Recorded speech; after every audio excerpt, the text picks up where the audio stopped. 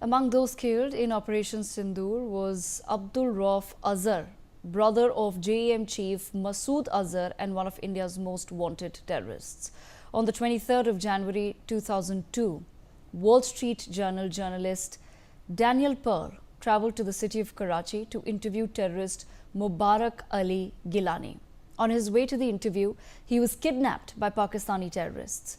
A few days after his disappearance, Pearl's captors released a video in which he is recorded condemning American foreign policy and repeatedly telling the camera that he and his family are Jewish and have visited Israel, following which his throat was slit and his head was severed from his body.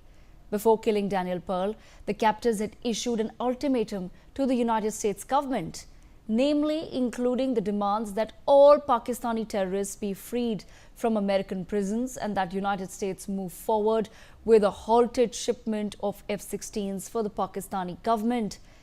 Ahmad Omar Sheikh, a British citizen of Pakistani origin, was arrested by Pakistani authorities and sentenced to death in July 2002 for Daniel Pearl's murder, but his conviction was overturned 12 years later by a Pakistani court in 2020.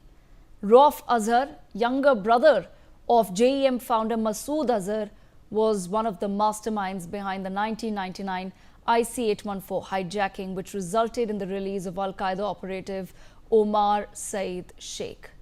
Sheikh would later go on to abduct and behead Daniel Pearl, a reporter with the Wall Street Journal, in a brutal execution that left the entire world shocked.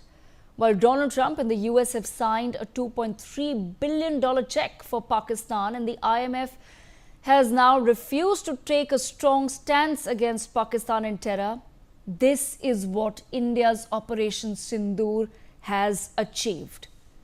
We have not only avenged Pahalgam, Pulwama, the IC-814 hijacking, but we have also delivered justice for the family of Daniel Pearl. Joining me on the broadcast is Tal Hurtuv. She's an Israeli tour guide and also a survivor of the Palestinian machete attack. Ms. Hurtuv, thank you so much for joining us on NewsX. I, of course, have to begin by asking you, when news reached Israel that Daniel Pearl's murderers, the brutal terrorists, had been killed, had been neutralized in India's Operation Sindoor, what was the atmosphere in Israel, ma'am? Well, first of all, before I answer the question, I just want to offer my sincere condolences to the victims of this terrible Islamic terror attack that you all endured over there in India, mostly Hindus, one Christian, and I believe one Muslim who tried to fight the terrorists. So deepest condolences, and also condolences to your very brave soldiers, the ones who've fallen. May God comfort you all and your families. Israel knows exactly what we're dealing with when it comes to Islamic terrorism.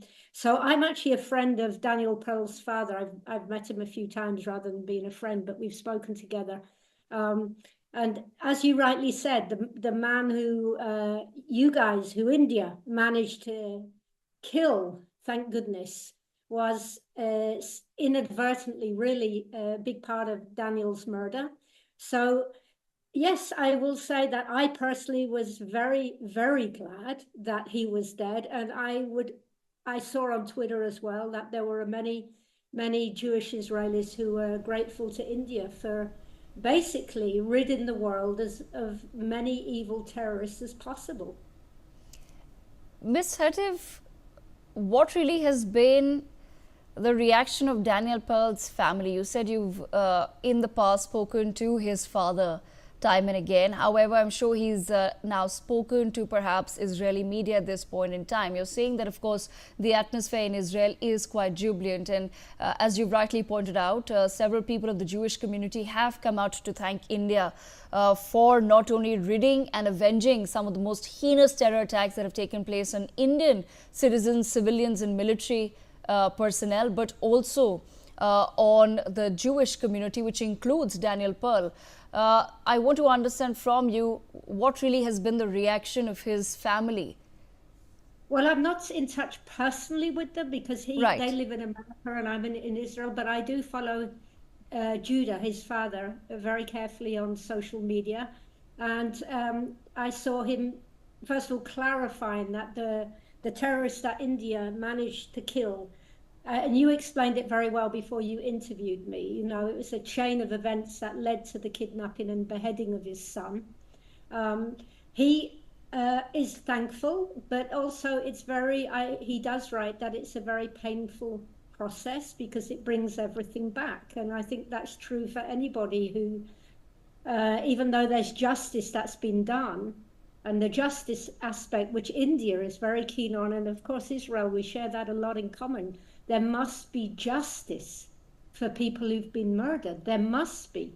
You know, we rise and kill first. The eradication of evil can only be for a better world. So I guess the reaction in Israel is one of gratitude to India.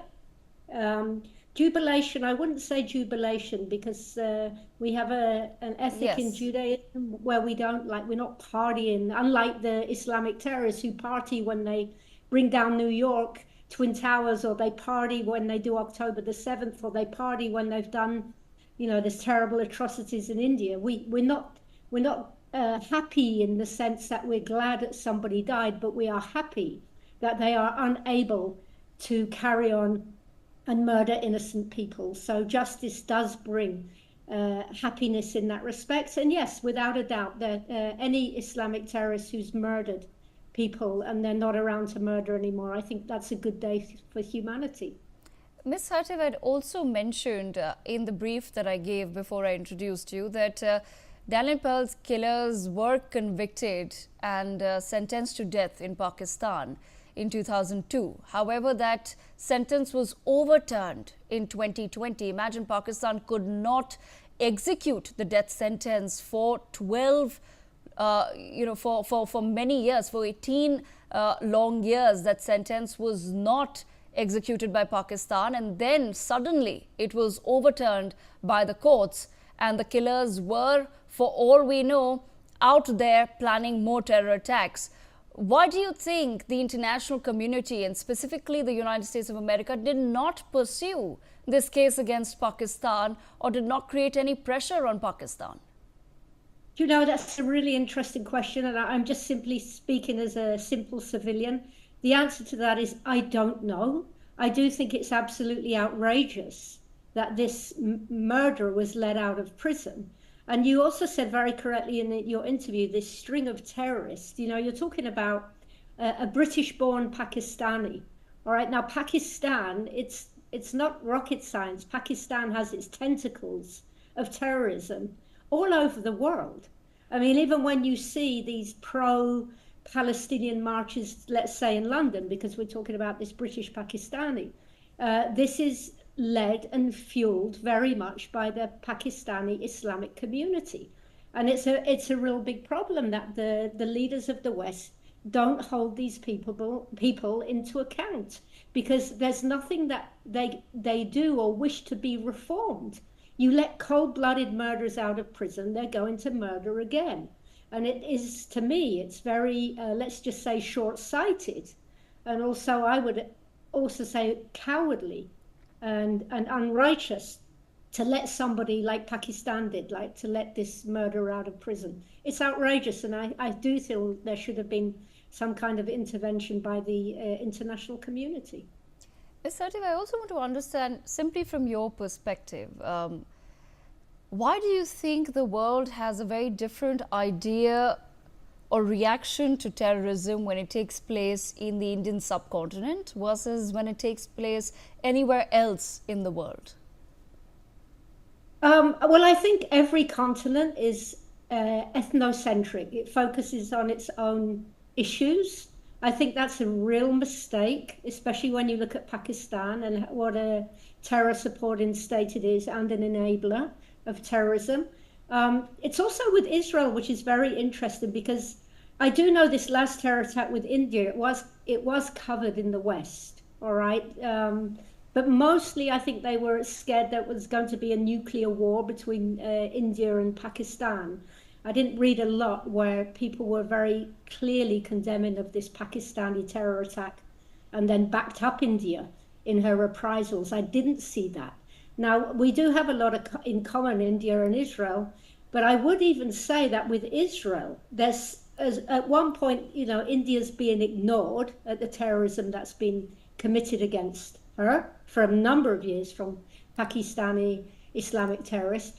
And the opposite would be true of Israel in that sense. It's like we had an invasion, we had barbaric murders, and we're not even allowed to fight back without international condemnation from people. So there's an excess of focus on Israel, as I see it, and an unfair one.